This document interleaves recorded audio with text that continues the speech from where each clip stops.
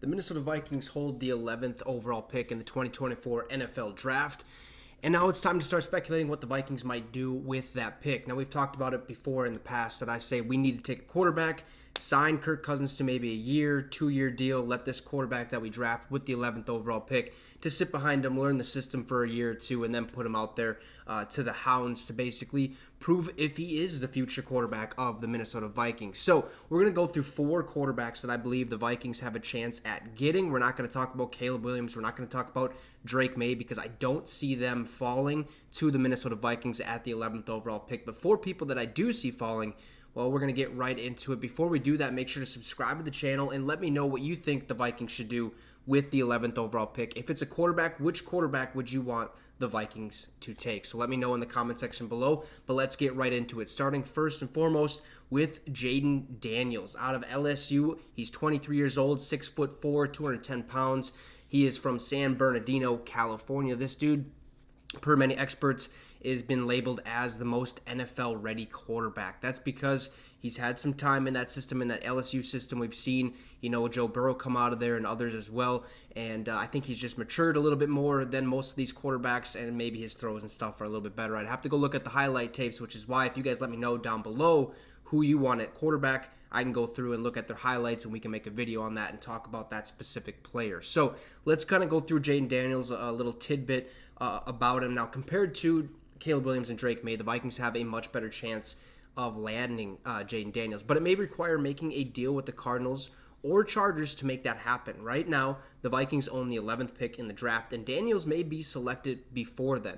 Now, I say at the start of the video, I see these guys slipping to the Vikings at 11. This could happen. He could slip to 11. There's a chance that he goes at 8 to the Atlanta Falcons. There's a chance he goes before that, but there's still a chance he could fall to that 11th overall pick. Now, Daniels was the 2023 Heisman Trophy winner after putting together a record-breaking 2023 season. He passed for 3,812 yards, rushed for 1,134 yards, and had a whopping 50 total touchdowns, 40 through the air and 10 on the ground. Talk about a dual threat. That's what the Vikings need. We need somebody who can run and throw in the pocket and just be, completely poised. And I think Daniels is one of those players.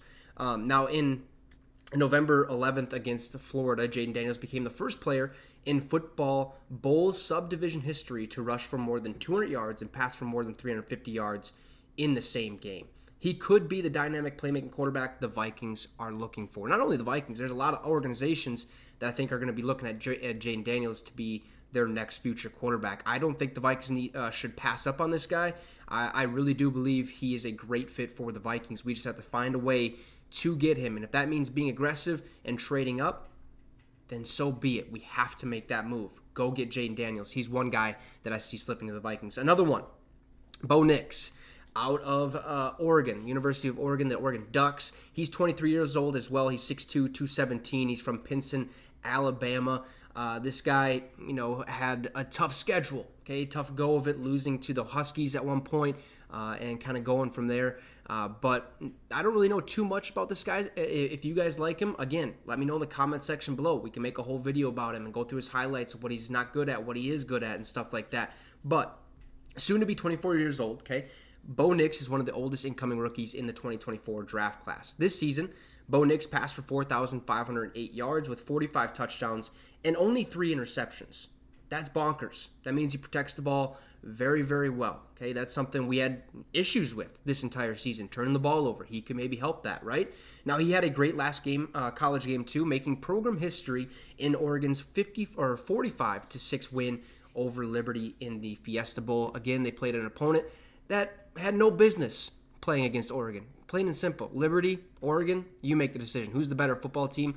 I'd say Oregon by a mile.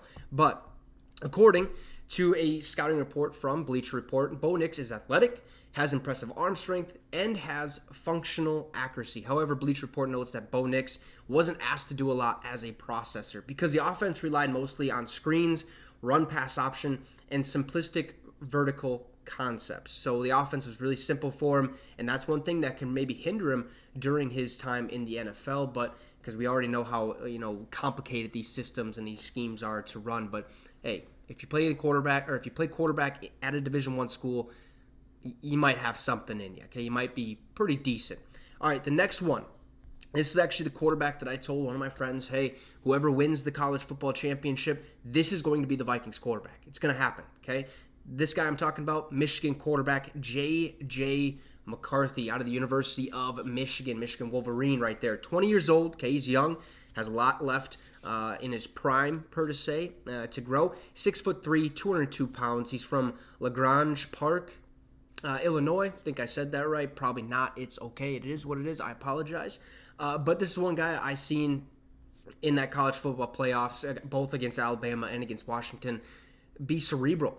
Okay, slice and dice the defense. I mean, he looked NFL ready. He looked like he can go in the NFL today and have a pretty decent season. He's going to turn the ball over a couple times, but I think he's smart and makes smart decisions with the ball when it comes down to being clutch, right? Kirk Cousins, he's not clutch. J.J. McCarthy sure seems that way. Now, McCarthy spent 3 seasons with the Michigan program where he posted an impressive 27-1 record. 27-1 record is just phenomenal. Now, the Wolverines also won their first national championship since 1997 with McCarthy under center. CBS Sports ranks McCarthy as the number 5 quarterback and number 22 overall prospect. He's described as an accurate passer with sound decision-making skills, which is what we just talked about, something that may hurt his draft positioning. Now, he wasn't asked to throw that much. In 2023, he passed for 2,991 yards with 22 touchdowns and 4 interceptions. He wasn't asked to pass a lot because their backfield consisted of Blake Corum and another guy that his name is slipping my mind, but Blake Corum's going in this draft, and he's going to get selected in the first round. Could slip maybe mid-first round, late first round. We could even see him going early in the first round. That's why, he wasn't passing that much, because that offense was so dynamic. Their run game, their pass game, they could literally do it all. But McCarthy is one guy also to keep your name on. The next guy, the last guy we'll talk about, was also in that national championship game against Michigan, the quarterback of the Washington Huskies, Michael Penix Jr. Okay, played for Washington. He's 23 years old, 6'3", 213 pounds. He's from Tampa, Florida. This guy, in the game against Texas, I was screaming, hey, he's a very, very good player. He is incredible. His arm strength, he's a lefty, which is going to get knocked in the NFL because lefties usually don't have success, or that's what people like to think anyways. Tua, I think, is doing just fine, even though he's blowing it, and just can't find a way to win those big-time games against good opponents that are above 500.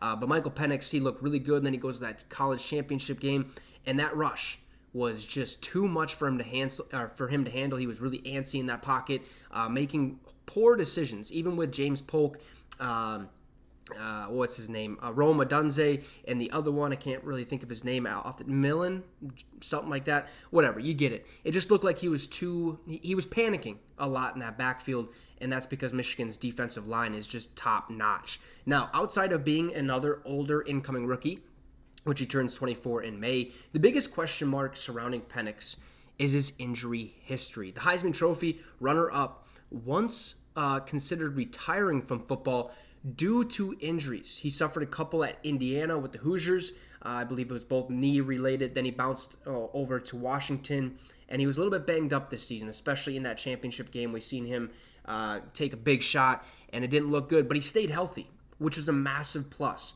But that's one thing when we look at quarterbacks and we look at any player in the draft is, how is his injury history? How many times has he been injured? How many times has he missed season or games?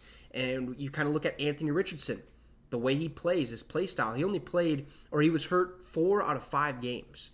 That's not good, right? And that's what Penix could be trending towards if the injury history all of a sudden decides to bite him in the butt yet again.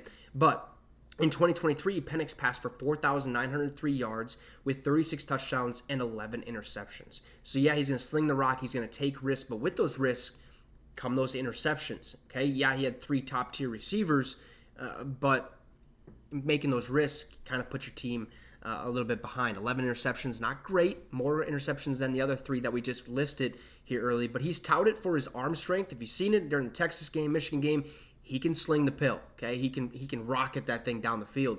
But especially when he throws down the field, that's what we just kind of talked about. He's left-handed. Okay, that's going to be a knock on him. We already understand that whole thing. I don't think it matters. If you play quarterback at a high level and you're a good, a decent enough, and you're a Heisman runner-up, I think you're going to be just fine in the National Football League. Even though it might be a little tougher path, I think he's going to be A-okay. Now, the offensive line in Washington was dominant, however, so Penix is relatively unproven against pressure and blitzes. I'd beg to differ. Okay, we seen what Michigan was doing to him, and when the pressure comes, Penix runs around like a chicken with his head cut off, basically. He's just really, really antsy, making split-second decisions, which usually forces either turnovers or incompletions or just nobody's on the same page. It didn't look great. So he's going to have to work on that if he wants to be a top-tier talent. Penix could slip all the way to the end of the first round. So we might not want to select him at 11, but if that's the route we want to go, we should. Now, furthermore, Penix had a poor performance in the national championship game, which will likely hurt his draft stock. I don't think so necessarily, but at the same time, when you look at what he was doing in the pocket and taking that pressure and the way he was performing with that pressure, it didn't look good, so it probably did hurt his draft stock. Out of these 4 quarterbacks, I'm going to say it again, J.J. McCarthy is the Minnesota Vikings quarterback in the draft. We have to take him at 11 unless Jaden Daniels is available. If Jaden Daniels is available at 11 or we're aggressive and trade up for him, you take Jaden Daniels or you take J.J. McCarthy.